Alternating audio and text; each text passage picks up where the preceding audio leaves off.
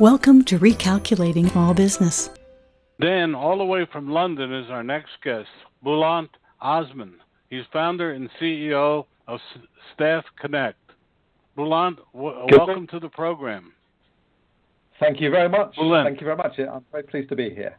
Dan, Bulent has a really extraordinary company, but he's here to talk about a topic that many people think about but few face, which is your company is either being purchased or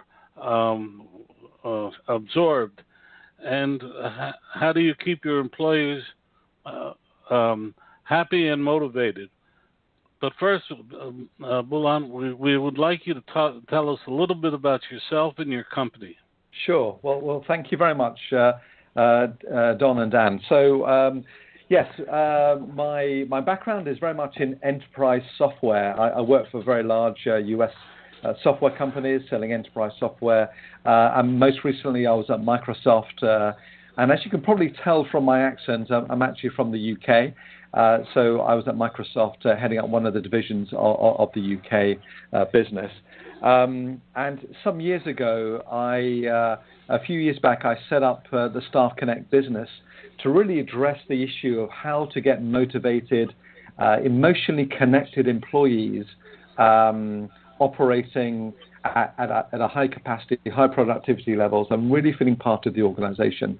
And so we created a software as a service solution. It's a mobile first solution, which we call StaffConnect. And for those of you who may be interested, you can go to our website at StaffConnectApp.com. StaffConnectApp.com. And we've been going for a few years, and we have customers in North America, in the UK, in different parts of Europe, also in the Middle East. We have a company in Saudi Arabia operating on our Arabic version, as well as in Australia as well, and parts of Southeast Asia. Dan, you want to ask a question? More than one. First of all, let me tell you, welcome and thank you for coming on the show. Just a quick sidelight. There's an organization in the United States called Ancestry, and they've got this program now where you can do a DNA sample. And as my wife and I travel, I will go to London or anywhere in Great Britain at a drop of a hat. And when I did my DNA sample, I was 60% English, 20% Irish, and 20% other. So my wife said, now I understand why you always want to go to London. It's in your blood. It's one of my favorite cities in the world. So welcome to the show. Thank you.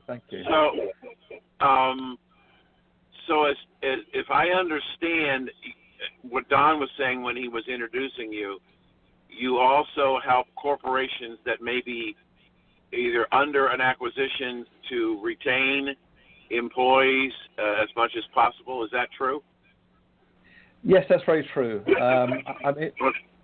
So if I can explain that, our solution is really around effective communication and deeper engagement. We like to call it emotional engagement. We as human beings, if we feel part of something special around us, part of an organization, part of a strategy and a vision going forward, we feel far more connected, far more engaged. And if we do that, then of course we're going to produce our very best. And that's collectively will help the business grow, become successful, profitable, etc. But of course the reverse is true. And there's some shocking statistics around that globally only 13% of employees worldwide actually feel engaged in their work. Now, that's a little bit better in North America. The percentage there is 32%. But that means 68% of people who work in North America today feel disengaged and not terribly enthusiastic about what they do at work. Now, that hurts profitability. It hurts the business. And, of course, it's not good for the people themselves. So really what we provide is a way of effective communication and engagement And it comes in a number of forms, just briefly, and it's around the company communicating effectively through to your mobile smartphone, company news, updates, CEO announcements, news announcements, etc., but also giving employees a voice as well. So we can create different communities or groups within the organization, and within each group they can post their own content, being pictures or videos. They can comment and like other people's pictures and videos, and start to form conversations. And in addition to that, we can do things like immediate pulse surveys, and there's the ability also to do chats. So these are one-to-one chats and also group chats as well. Now, the net effect of all this is to drive huge improvements in engaged and emotionally engaged employees. Now, you mentioned about the M&A area, the mergers and acquisitions. This is the specific area that we focus on because it's a huge problem around the world. Productivity levels tank during a period of uncertainty when a company may be merged or acquired. Individuals feel that their jobs might be under threat.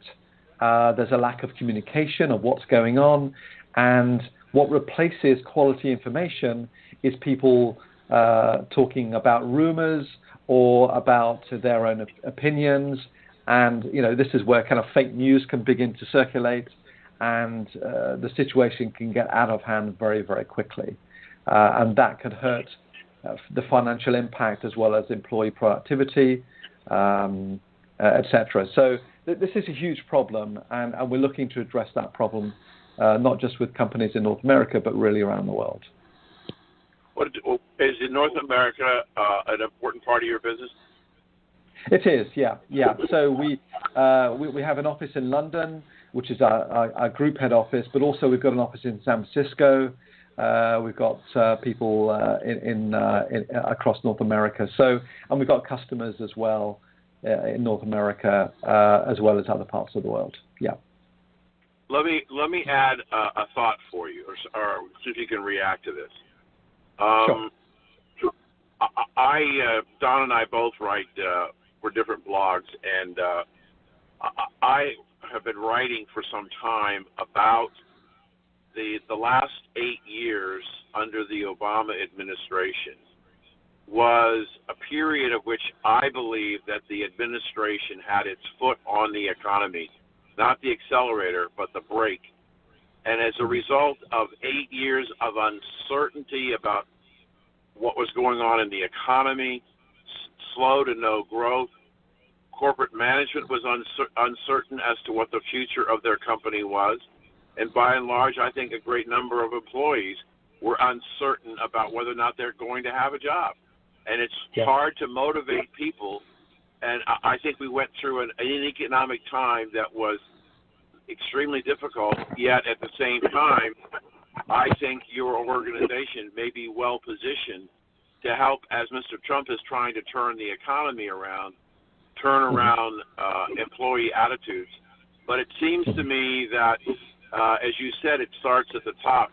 How does we don't deal with big corporations. We're a small business, which is the backbone of America. How could one of our listeners best utilize your service, or is this not a space that you really work in? Okay, well, first of all, it is a space we work in, and we have different packages of our solution, some more suited to larger businesses, where the problem perhaps is multiplied and amplified significantly, but also we have a package that's very suitable for the very small organization, because the issue is around people and the motivation of human beings. And so whether you're small, medium, or large, the problem still exists. It's just in different magnitudes, levels of magnitude. And I agree with your analysis that not just in North America, but it was in Europe and other parts of the world during the last 5 to 10 years, during a period of recession, that levels of uncertainty has permeated down the organization. People feel uneasy and therefore cannot naturally produce their best necessarily. And therefore we feel that although we can't solve the world's problems, completely, nevertheless, if you can bring people together to a common cause, so we all feel part of a strategy going forward, a part of a vision. Even in adversity, people can come together and feel connected and feel empowered and feel more secure by that. And if they do feel more secure and more empowered, then they're likely to produce higher productivity and less absenteeism. Employee retention increases, productivity levels increase, wastage is reduced. And if you've got very happy and motivated employees, that improves the customer experience. Every business, be it small, medium, or large, serves customers. And the better their ability to serve their customers, of course, it's better for the business going forward. So I agree with what you're saying. We believe we have a solution no matter what size of business you are, because ultimately it's about human beings and the connection and the emotional connection of human beings. Dan, I'd like to jump in here and ask a little different question. Sure. In several industries, the newspaper industry, when mergers and acquisitions occur, usually within months, there are massive layoffs. How do you, for instance, right here in Bergen County, they took over the major newspaper here, and with it, USA Today did it, the Gannett people, and within months they literally wiped out 2 layers of management and 2 layers of editors. How do you keep someone, a group, motivated when they know that in other instances where similar things have occurred, the layoffs have come? Yeah. No, that's a great question. And it revolves around the effectiveness of regular, honest, transparent communication. Because it's the uncertainty that hurts, isn't it? At the moment you know that your company is involved in a merger and acquisition process, which can take some months. I mean, it could be 3 months, 6 months, and longer. And during that time, there's huge uncertainty. The rumor mill is rife. The stories get circulated. Sometimes they're not true stories, and sometimes they are, but we don't know which is which. And so there's huge demotivating factors, and largely born out of a lack of transparency from senior leaders, and a lack of quality of communication information coming down. Now, we as human beings are very adept at dealing with news, even if that news is bad news. We know that in our personal lives, and that certainly applies to our corporate lives as well. But it's the not knowing bit that hurts the most. It's the uncertainties. And everyone reacts differently. Some people get truly concerned and start to get depressed. Others are just, put on a brave face, but also worried. And so what we advise is, look, communication absolutely has to be at the heart of it, and regular, honest communication. It's a two-way communication. Part of the StaffConnect solution is to offer two-way communication. It's not just about the company, issuing, news out to all the employees, although that's important, but it's allowing employees to have a forum for a discussion and to sharing of thoughts and ideas, and then communicating back to the company, asking questions, being open, being transparent, and having good quality information, not fake news, to use that term that's been used a lot recently, not to have fake news, to be truly honest, truly clear, truly transparent. And then people can adjust to that. Even if it happens to be bad news that some people are going to lose their jobs, as soon as people know who and what the situation is, people can deal with it. It's the not knowing is the problem. So I hope that helps to answer the question. We're talking with Bulent-Osman. He's founder and CEO of StaffConnect. But I'm going to follow up that question, if I may, Bulent, with another one, which is, quite frankly, in many of the situations I've seen in recent years. What you're saying seems logical and worthwhile, but management seems, particularly in the case I just mentioned and others, they seem to hoard the information and also pick the worst possible times to cut staff. Before Labor Day, before Thanksgiving, before Christmas, and in one case, between Christmas and New Year's. You're saying to be open, yet management, in my instances, and I've yet to hear too many of what you said, management seems reluctant to share information, fearing lawsuits, etc. Would you care to comment? Well, first of all, I totally recognize what you say, and it's absolutely true. What you say is true, and it's a vision of risk. Senior management see it as a risk sometimes to be too open too early, and so they conduct these things in secrecy. News sometimes seeps out, unfortunately, and that can cause more problems because of that. And eventually, when they're ready, they make the big announcement, and I don't know why they choose just before Thanksgiving or before Christmas, but you're right, inevitably that happens because it's a perception of risk. And one of the things we're trying to do is to shift that perception of risk away from the need to hoard information, keep it secret before making these big announcements, to being far more open and transparent. And yes, there are pros and cons, one could argue, from being much more open and transparent, but the very clear research shows that you're far more likely to benefit as a net benefit to be transparent rather than not. Because all of the negative aspects of what you describe outweigh any potential risks of being open and transparent. But unfortunately, it is a mindset around senior management around risk, and that has to be shifted. I'll just make one more further point, which is around the ability of most businesses, especially the larger ones, maybe less so in smaller companies, to have the technology to immediately communicate with everyone at the same time and reach everybody. I know in larger companies, we have the concept of what we call the non-desk employees, meaning those employees that are out in the field, they're out remotely, maybe on construction sites, maybe they're driving trucks and cars and trains and buses. Healthcare workers, doctors, nurses, workers in hospitality, for example, in the malls and the shops and the hotels and the restaurants. So sometimes it's difficult to get access to these people because they don't have corporate technology, they're not given laptops or mobile phones. And in many, many cases, 83%, one survey said, of these non-desk workers don't even have a corporate email address.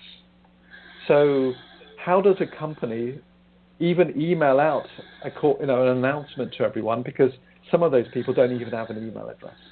Which is why our solution is a mobile-first solution. It's an app that sits on people's smartphones and therefore gives instant access straight to people's pockets and give those people a voice as well to ask questions and to communicate back. And so we're trying to shift mindsets and also the technical ability to reach everybody in the organization very, very effectively. Back to you, Dan. Thank you. I want to move back to basics, if I could, please. Sure. First of all, I'm assuming you have a website, and I want you to give us that website address. But if Sure. I'm a small businessman,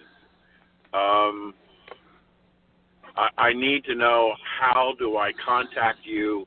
What is the process? But before we go there, I just want to make an observation about the last questions that you were dealing with Don. I have a consulting practice, and I honestly believe in many, many cases that the decisions that you're talking about that are being made at the senior management level are not being driven by the company. They're being driven by investment bankers or outside people who are dictating to the management, this is what you have to do. So there are other people who do not know the history, the culture, the nature of the business. They're simply a transaction person, and they decide what's going to happen. And the management team, because they don't want to screw up the deal, acquiesce to what they want. But that's editorial. Go back and tell us about your website and then how people can engage you. Okay. Well, thank you. So we have a website, and we have a number of resources available that you can download, including a white paper about the subject we are talking about, which gives a lot of information. A lot of research has gone into it. So the website is www.staffconnectapp.com.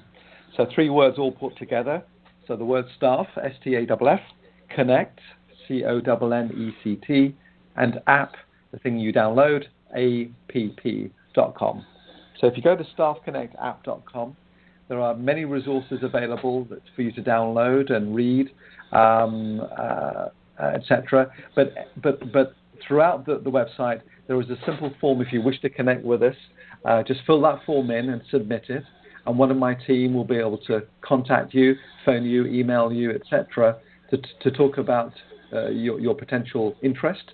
And to show, to set up a demonstration of our application, and potentially even build you a branded demo of the app as well. So just go onto the StaffConnectApp.com, have a look around, and if it's of interest, please do connect with us. You can also phone us as well, but most people choose just to fill in the short form, and then we'll respond accordingly. I want to move to another subject. I want to ask your thoughts. We spent a few moments talking about what has happened over the last 8 to 10 years and how it's had a significant adverse effect on the psychology and the motivation of a lot of people in the private sector. But now we have kind of a reversal. We now have, at least in the U.S., we have an economy now for 2 quarters each is growing over 3%. We see statistics that consumer confidence is at 17-year high, and a lot of people were expecting 230 to 250,000 new jobs. We reported tomorrow in our jobs number, and things are really looking up positively for the U.S. economy. And so there's a different set of challenges for management now, and that in the past they may have been talking about how we downsize the company. Now we talk about the challenges of how do we grow, take advantage of this opportunity, and how do we take care of our customers. So it would seem to me that your software would work in both down cycles and up cycles. That's fair? Absolutely fair, and you are absolutely correct to make that observation. So in an upcycle where things look positive, it's really important to drive growth by looking after your customers. And if you're acquiring more customers because your business is growing, then it's vital, as we all know, to make sure that customer experience, no matter what your business is as excellent as it can possibly be. Ideally world class, because you're putting America first, and therefore, you want companies from all over the world to come to American companies for their products and services, and so customer service is vital. Now, research has shown a very clear connection between the customer experience compared to the employee experience. In other words, the two are correlated. If you are seeking as a strategy excellent levels of customer experience, you absolutely have to address and seek excellent employee experience, which will drive the improvements in the customer experience side. And so you're quite right. In these days, and we're seeing this in the UK and Europe as well, that the economies are growing, etc., that in an upcycle, it's vitally important to capitalize on the optimism, share that optimism and communication in a transparent way with your employees, ensure that your employees feel truly part of this exciting new vision for the company's growth, this new era of growth within the company, and if they give the proverbial 110%, then of course that will drive increasing levels of growth and prosperity for everyone. So I think you're absolutely right. The sharing of that excitement and vision and the potential for increased prosperity for everybody in the company and the whole economy, let's hope, is absolutely a critical part of what we do. Do you offer services to communicate to clients? Yes. Yes, we do. So we have a package, because the thing we believe is that technology is only an enabler. Technology on its own doesn't move the needle on its own. What you have to do is to take that technology as a true enabler to shift culture, to shift attitudes, and to move the needle in a positive direction. And so what we offer is not just the technology, which itself is compelling and empowering, but also a wrapper of services that come from best practice domain. So within our company, we've got experts in employee communication, employee engagement, understanding HR culture, shifting culture, managing change. All of these tools and experiences and expertise is wrapped up in something that we call App Success, which is the name of our methodology for implementing the StaffConnect technology. And it's the blend of the technology and the App Success best practice advice that we give. It's the two together that does eventually shift the needle in a positive direction. So absolutely, it's not just the technology, it's the services that we wrap around it. And we provide those services in North America, here in Europe, as well as in places like Australia, Southeast Asia, and other parts of the world. Terrific. Don? I have so many thoughts. Having once been involved in a cut down, I guess my question to you is, how do you deal with the clicks and people who try to take advantage of the situation? Do you work with management to help identify them, or am I being too parsing of the situation? Well, when people come to us, they come to us because they have identified a problem and an issue and are considering a solution to it. But in many cases, they're not quite sure what the right solution might be. They may be intrigued by what we have to offer. Many people download our white papers and ebooks and sort of domain expertise, which isn't about selling our technology. It's just educating the market that a solution to these sort of problems exists. So when they come to us, we have conversations that are broader than just, would you like to buy our technology? Because we're here to solve business problems. That's the only purpose of our business going forward, and it's at the core of our vision. And so part of solving a problem is obviously to understand that problem in a bit more detail. So every business will have a different take on it. Small businesses, sometimes the challenges are quite different to the very larger businesses. But the themes are very similar. Which is, how can I reach, connect with, and truly engage with our employees so they feel part of our family, they feel empowered, they feel engaged, they feel inspired to produce their very best for us, and their levels of happiness and satisfaction and pride in what they do rises very high and goes through the roof. That's the ambition, that's the objective, because we know that everything else in terms of business value, wealth, and sharing that wealth cascades from that central vision. And so we talk about that. We understand a lot of their pain. Now, sometimes we can't help them. I'm not saying we have the panacea for every ill that is out there. Of course not. But where we have a good fit, and in many cases we do, we provide a very powerful solution. And people, when they look at us and understand how we can move the needle, they are truly inspired. A good example of that is very close to where you are in North Carolina, in Greater Charlotte. One of my customers is the YMCA. Now, the YMCA of Greater Charlotte have got 300 full-time employees, but in peak season, they've got over 4,500 volunteers and part-time employees. Now, all these 4,500 people in the middle of summer usually do not have access to technology, do not have access to laptops and mobile phones. They don't even have a corporate email address. And yet they need to be mobilized and inspired to provide the best experiences for the children and for all the groups that they look after and run programs for.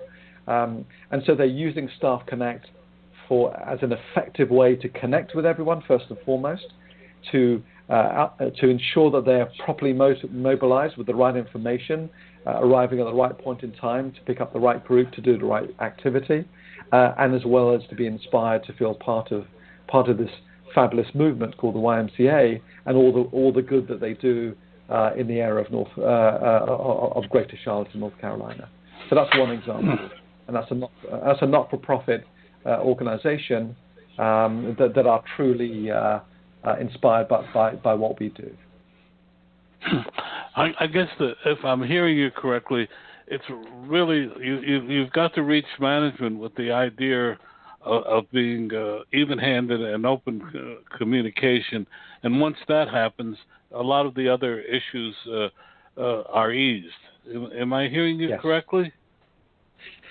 Absolutely, and it comes, as I said, it comes to human nature. If you feel you're being fairly treated, valued as an individual, people set expectations, you achieve them, people appreciate that, you feel part of a group, a community, a team, a location, whatever it happens to be, then we all know as human beings, we feel happier with that situation. And if we feel happier, we love our jobs. And if we love our jobs, guess what? We perform better. You guys love what you do on the air. I can tell that, even in the few minutes that I'm talking to you. And goodness comes from that. And no matter where you are, from what culture you are, be it an American, a proud American, or a Brit like me, or a 60% Brit like Dan, or if you're from other parts of the world and different cultures, it's the same because we're all humans, right? Bulent, that's a very profound statement. And on that point, I'm afraid we're going to have to say goodbye. But again, your website and how people could reach you? Yeah, please go to www.staffconnectapp.com. Staffconnectapp.com. You'll find everything there. Please do connect with us. Just fill in a quick form, and then we'll call you right back, and we'll talk about these things. And if we don't have a solution for you, we're the first to tell you. But if we do, hopefully you'll be interested and enjoy what we have. We will also put a link to your website on our website tonight. Thank you so much, Thank you very much. Want to know more about health savings accounts for your company or yourself? Go to 2hsa.com and get a free employer's primer. Health savings accounts are a cost-effective way of offering health care benefits to your employees and yourself. HSAs build retirement funds for your employees, improve morale, and reduce your health care benefit cost. For a free employer guide to HSAs, go to 2hsa.com. That's 2hsa.com. Dan Perkins here from Recalculating.biz with your featured book. I want to tell you about a recent interview I had with Bob Bethel, a turnaround specialist with lots of success in small business. Bob's new book is Strengthen Your Business, Fail-Proof Strategies for Small Business. He tells us of his life successes and failures that have made him and his clients so successful. Over the years, Bob has brought 77 companies back from the brink and changed them into thriving, profitable businesses. His energy is amazing, and at 74, he proves that you can still have a great deal to give others if you just try. His suggestions are easy to understand and very helpful. One insight struck me was that most companies do not have a plan. The old Chinese proverb says, if you don't know where you're going, then any road will take you there, is true today. Bob Bethel Bethel's book, Strengthen Your Business, can be found at Amazon.com or can be ordered at your local bookstore. This has been Dan Perkins with your Recalculating.biz featured book. A recent survey of chief human resources officers across the globe found that business acumen is the most lacking skill when looking for top-level HR talent. This lack of business skills has a great impact when hiring managers and is being cited as a major reason for numerous management issues. Here to discuss this and more is Dr. Jesse Calloway, President of Leadership and Motivation Consultants. Jesse, welcome to the program. Good morning. Thank you very much. Great to be here. I would like to start, Jesse, by asking a little bit of your background, what your company does, and your thoughts on that subject. Great. So my company, Leadership Motivation Consultants, we provide services ranging from speaking engagements to seminars to confidential career advisement.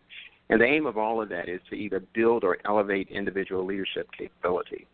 And the desire here is that this enhanced capability transfers to the bottom line, because that's what businesses, organizations are looking for. And, of course, my website is located at leadershiplmc.com. I used to convey that as www, and then I realized that the millennials are more accustomed to hearing just the name of the company or the name of the website and not the www, but leadershiplmc.com. So, Don, I actually began my career years ago as a blue-collar worker. Worked up and across the corporate organizations. I held multiple executive-level positions. And, of course, along the way, I completed my undergrad in electrical engineering, technology, my MBA, and then PhD. And so what I've done is I've taken all those learnings, or close to all those learnings, from 30-plus years of experience in the corporate sector, and I've put that into my book in a way that's easily understandable. So, Jesse, this is Dan Perkins. I have some questions for you. So, first of all, welcome to the show. Are you focusing your attention in your practice to senior level management or across the whole employee continuum? Across the whole employee continuum. In fact, I recently met with a human resources vice president. So this conversation is really, really applicable, but across the board, to answer your question. You know, there's a relatively unpleasant thing going on in our country today, and that is the revelations of charges of sexual harassment in Hollywood, which is now spreading to corporations. And the Human Resource Department is the area where supposedly these complaints are supposed to go, not into the mainstream media. What advice could you give to corporations who might be concerned about a particular executive who's had some questionable tactics and relationships where the company might be exposed? Well, obviously the first thing is to not have those questionable relationships and tactics. I mean, that's the first thing. But in the event that does, that does come to fruition, then the only thing that can be done is to get ahead of it, okay? Because if you don't get ahead of it, it's going to get ahead of you. And then, of course, obviously from a corporate reputation perspective, it's down here from that. But the key thing, though, in all of this is to make sure that whether it be human resources officers or other corporate executives, the key thing is to make sure that the leadership style is one that's more transformational than transactional. And the reason I say that is because what you so often run into is situations where employees perceive, if not reality, employees perceive that they have to join in some sort of transaction, harassment type of transaction, to get something out of the organization. In other words, in order for me to get ahead, I have to do this or that. That's all transactional. If leaders are focused on more transformational, meaning that it's participative and that they're really motivating and inspiring employees, they won't have to worry about that perception. So that it appears, from an interested observer myself, that the human resource position, person in charge of human resources, seems to be coming under a significant amount of criticism, more so than I ever remember. Is that just a bad impression on my part, or is it actually true? Well, I will tell you, I don't hear that as much as I hear that the human resources organizations are not as business focused as they could or should be. What I hear is that, years ago, the human resources department was where the companies or the corporations went to get headcount reductions to improve the bottom line. And now, given that most of the low-hanging fruit is gone, what I hear is that human resource officers and the human resources department, period, lacks the business skills to try to figure out and collaborate with the client groups. How do we get cost reductions and business improvements beyond cutting off staff employees? So that's what I hear more so than anything. Yeah, along that line of what you're hearing, one other thing that I'm hearing is that human resources, which are an integral part of the hiring process, are now finding it difficult to find qualified people to apply for the job, and that the competition for good people is becoming extremely keen at the moment. Are you hearing that too? Yeah, I've heard that, but I've heard that across the board. I've heard that getting good, especially at the higher levels, getting good leadership at the higher levels is an issue. I mean, there's opportunity. I won't say lots of opportunity, but there's opportunity. Getting the right people is an issue. And to your point, from the human resources organization side, this is a very, very important topic. So on the business side, as I mentioned before, the HR department was, hey, look, I need some headcount reductions. Can you give it up? But now it's beyond that. And so what has to happen now is that the HR officers, the HR leaders have to develop that business acumen, and they need to actually partner with the internal client groups to identify these opportunities. Now, one of the things that I talk about in my book is really a 5-step process, which I refer to as the 5C leadership improvement model. And it's an exceptional roadmap. We can maybe talk about it later, but it's an exceptional roadmap for getting business and process improvements. What's the title of your book? All the Way to the Top, a practical guide for corporate and business leadership. All the Way to the Top, a practical guide for corporate and business leadership. So why do you think that there's a shortage of qualified people at the top? I think it's because the top is looking for different things for people these days. So, again, years ago, it was more of a transactional. Hey, look, I'm the boss, command and control. I tell you what to do. I tell you when you've done it, and I reward you. That's years ago. That's a transactional approach. What businesses, what boards of directors are looking for, what CEOs are looking for, they're looking for people who can truly transform an organization, people who can't just simply go out and say, hey, look, these are the goals and objectives. You go get those done. But people who can inspire and motivate the entire organization to not simply accomplish the goals and objectives, but to go beyond and to exceed those and to think of new ones. Do you think that the challenges are dramatically different from small business to large corporations? Not necessarily, and I tell you, I actually was employed in like a huge corporation. At one time, it was like a Fortune, I think 11 organization.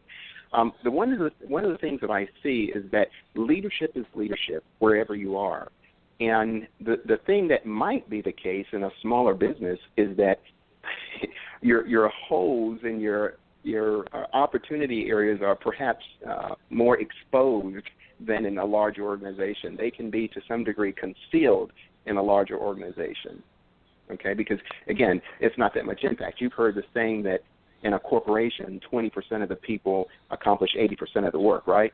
Well, if you have a small business, you have fewer people, so obviously more people are carrying the load. So, how has? Did you ask a question, Doc? No, you're doing fine. I'll follow up with you. Okay. So, in the changing economy that we have now, when we've had 8 years of stagnation and negativism about the prospects for our economy and the prospects for jobs, that's rapidly turned in a very short period of time, where we've got 3% plus growth, and we've got expecting 230 to 250,000 new jobs tomorrow from the Bureau of Labor Statistics. Factories are coming back, companies are coming in. Things seem to be turning for the positive now in the United States. What challenges does that create for the Human Resources Department? That's a very obvious challenge. One is that, as you mentioned, those jobs are increasing, but those jobs of today and tomorrow are very different from the jobs of yesterday. So what you have are jobs where you have as you actually pointed out earlier, you have a misfit. You have a skill set that's out there that's not compatible with the available jobs. Technology, as you know, has increased tremendously. One of the things, now one of the positive things about that is that the millennial generation, the millennials are more educated. They're the most, according to the Pew Research Center, they're the most educated generation ever. So they're good with the technology, they're good with innovation, et cetera, et cetera.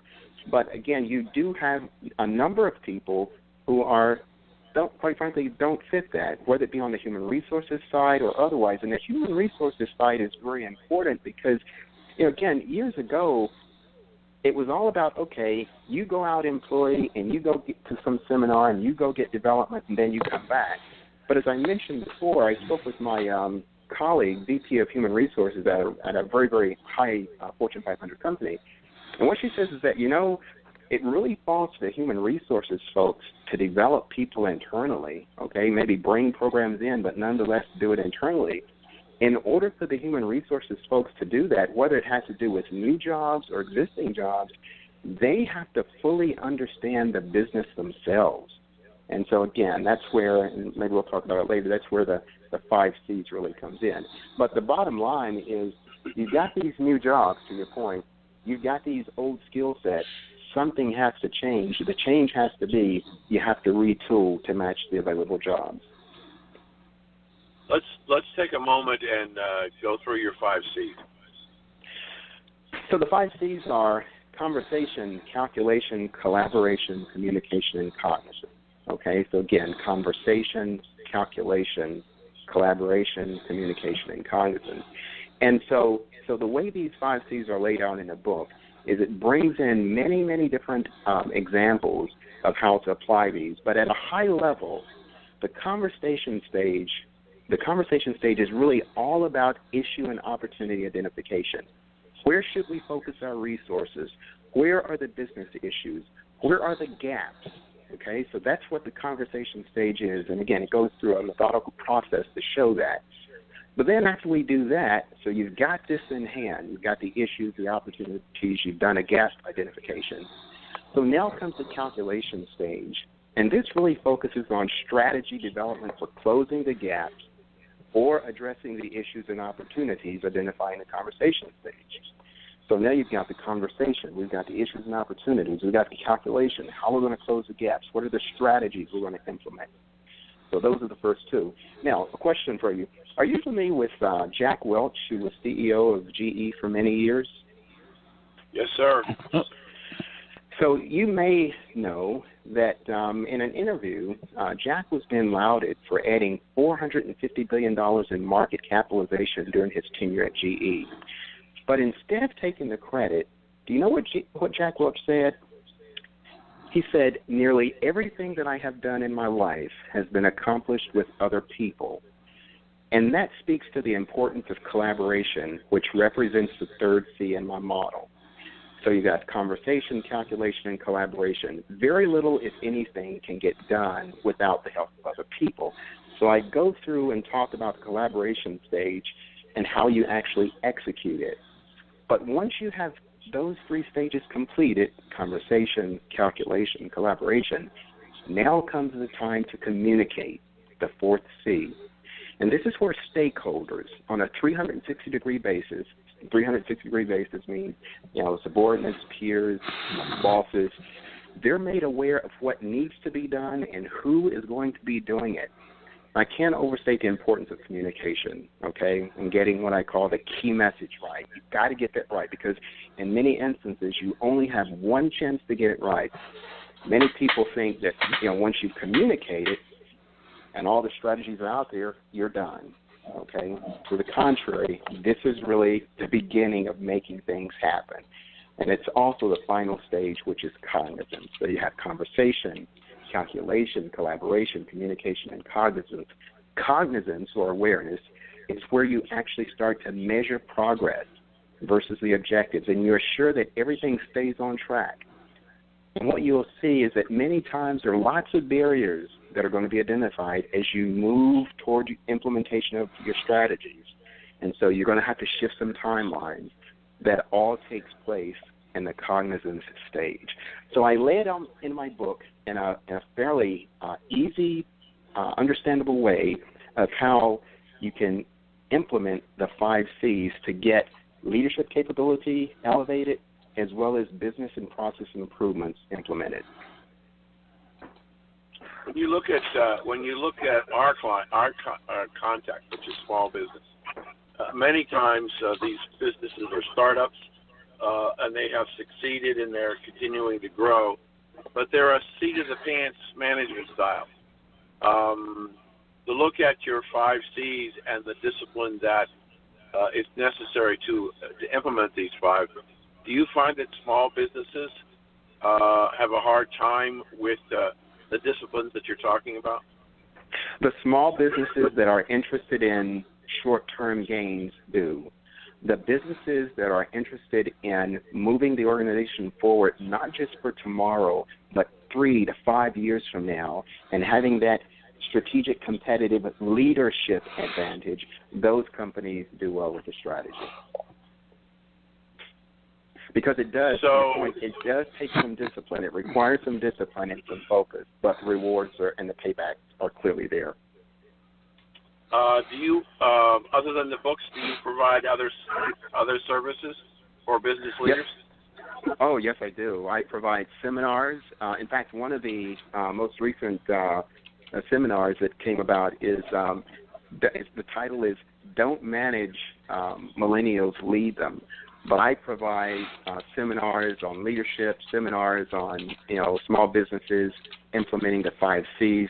There's a whole lot more, and we don't have time to go into it, but there's a whole lot more that I provide in terms of leadership. But yes, I provide leadership seminars, speaking engagements, and I also offer personalized coaching, because that's one of the things that I found is that some of the people, it's not like I have a revolution or revelation, something that they really never heard of, but sometimes it's good to have someone that you can talk to about strategy, and I can help business owners, business leaders, and professionals move their strategy through the organization. So how do our listeners get a hold of you? Oh, they can contact me on my website, leadership, L is in Larry, M is in Mary, C is in Candy.com, leadershiplmc.com. All of my contact information is there. And of course, I have a lot to offer. Just put it that way.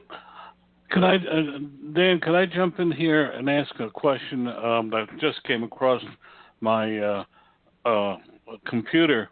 In New York State and a few other places, they now instituted the fact that you can't ask previous salary questions, in the hopes that will even out the apparent disparity between male and female.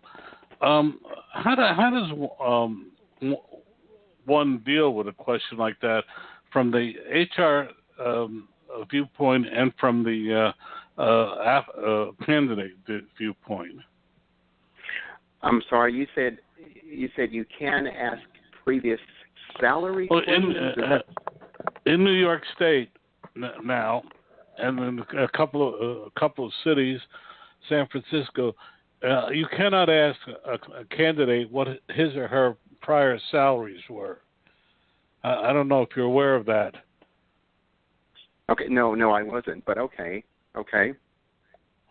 And my question is, how do you deal with that from the HR standpoint and from a candidate standpoint? It might be out of your purvey, no. But it just came across my desk. No, it's a very important, very, very important question. And so this is the way I kind of look at it. Number one, you really don't need to know. At the end of the day, if you think about it, if you have a deal that's going to be made, that deal is going to be made at a certain level. Okay, so in this case, salary. So if I am looking to hire a candidate, I know what the range is because that's prescribed. So the candidate's going to make from $80,000 to $140,000. Based on the interview and based on what I believe the candidate can bring to the party, I'll say, hey, look, I'm going to offer you $90,000. Now, that candidate, if the candidate was making $90,000 before and, says, hey, look, I don't want to take this job, it's not enough, at that point, if I've said $90,000 is what I'm going to offer and you don't accept it, and I believe that you're capable of delivering against a $90,000 salary, then that's it. So it's a walk away. At the end of the day, if I offer you $90,000 and you are making $70,000, so what? I believe I'm going to offer you $90,000 because I believe you can deliver against $90,000 worth of work a year. So I don't see it as a big deal at all. But what about from the candidate's angle when they say, "What was your when they for instance, email back is what this one says, and say, tell us your previous